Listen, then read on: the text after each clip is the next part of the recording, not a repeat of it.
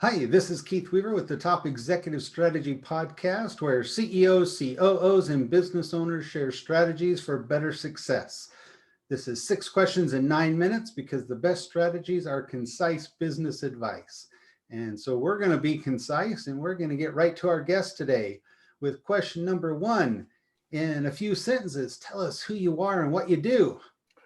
My name is Gray Robinson. I'm a lawyer in Oregon, and I consult and counsel lawyers who are suffering from stress and burnout and help them make more money and win more cases. Well, something you may not know, but I used to practice law and I didn't like it. So I would have been one of those clients possibly for you. Who knows? But I've Well, moved on to things that I enjoy a lot better. But it's great having you on today. Thank you. So question number two, what's the best thing about being a business leader? Well, I think that we have a responsibility to each other to have the highest ethics and morals and integrity, and helping people understand that life doesn't have to suck is really gratifying. Because if I can help people be better managers, be better lawyers, or be better at what they do, then that's the gain for me. And it is a tough profession, so they really need it, help. So question number three, I hear from other business leaders that their people strategy is often more challenging, time consuming than their actual business strategy in running their business. Your thoughts? Well, I think that people and relationships are probably some of the most problematic challenges we're going to face. Sales and business can be categorized a bit, and they're understandable. There's rules to follow, and most people know how to maximize their business. A lot of people don't know how to have successful relationships. And that's where leaders and managers fall short, because if they don't treat their people well, if they don't manage them with compassion and integrity, then there's going to be problems. I like that passion and integrity. Very much needed in our society these days. So question number four, what strategy would you like to share with other business leaders today?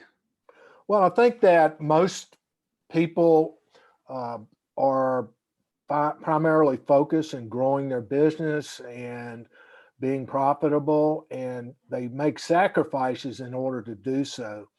And I train people on how they don't have to make those sacrifices. I mean, a lot of people don't honor themselves.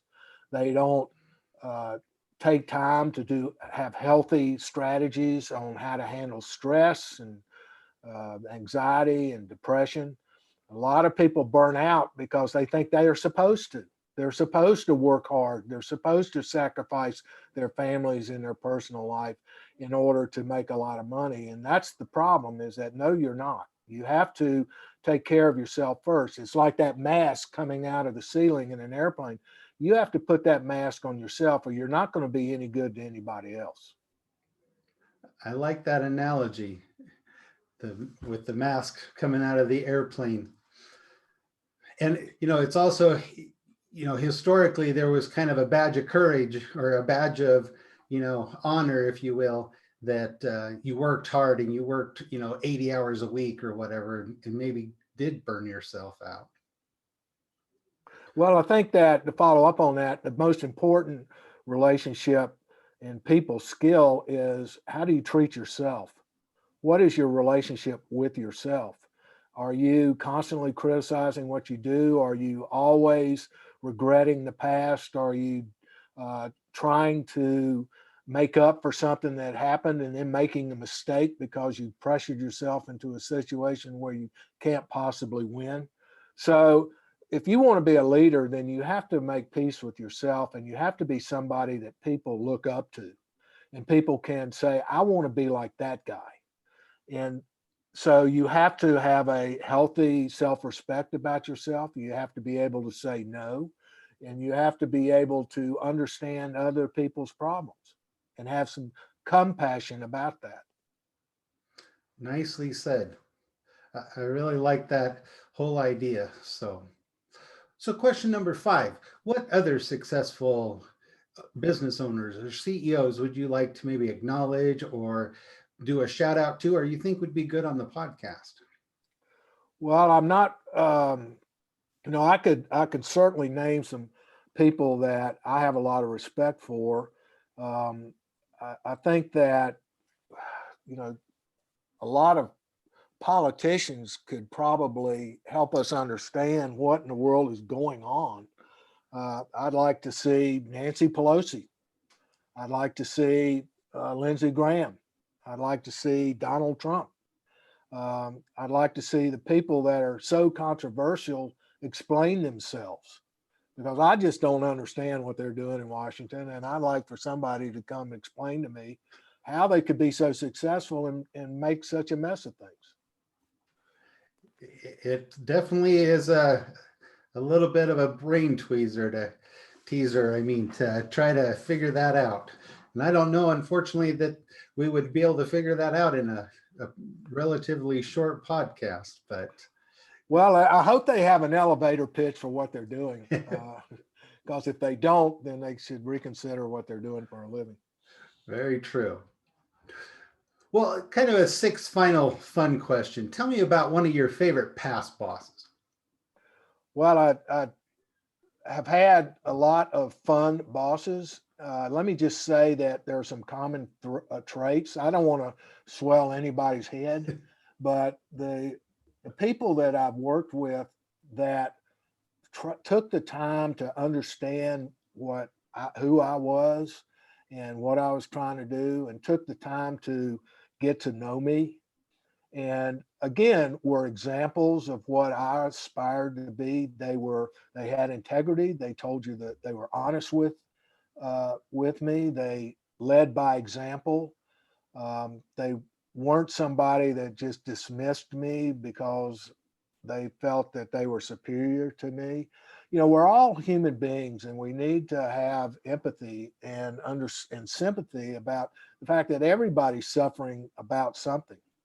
And we have our good days and we have our bad days. And it's the leader that can stand there and be our leader through all of it, is the person that doesn't overreact, who doesn't get overly dramatic, who doesn't sit there and start blaming everything on other people. Those are the people that I have had the most fun with. Well, and like you said, really leading by example, having that integrity and having that passion and the other things, so that they are leading and showing those traits and those values within themselves. Yeah. It's just simply people who are aware of what's going on around them, and they aren't so stressed out themselves that they're not paying attention to the people around them and what's going on in their office. Those are the people that I want to associate with. I agree with you.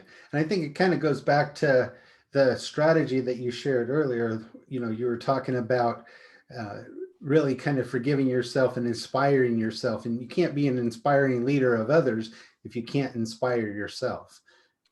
That's absolutely true. And I think that people who have values that are, I think we all can look up to, the people who want to have a happy place to work, they want to have fun, that if my boss came in with a long face and stressed out every day, guess what's going to happen to their workforce?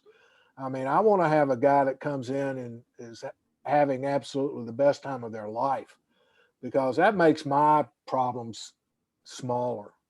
Because, when you're around people who are having fun, it's infectious. Very true. Well, we are about out of time, but it's been a pleasure having you on. Before we leave, can you tell people how they can get a hold of you or reach out to you? Yes, I have a website, lawyerlifeline.net, and I publish articles all over the place in American Bar Association Journal, Above the Law Journal, Family Law Magazine, and you can get on there and actually get a free consultation with me for 15 minutes, and we can help get you sorted out. Sounds great. Again, I appreciate your time and your insights. And this is Keith Weaver with the Top Executive Strategy Podcast. And for more insights and to follow us, you can follow us at Weaver Business Coaching and find us on LinkedIn. And you can listen to us on your favorite podcast platform. And we wish you the best success.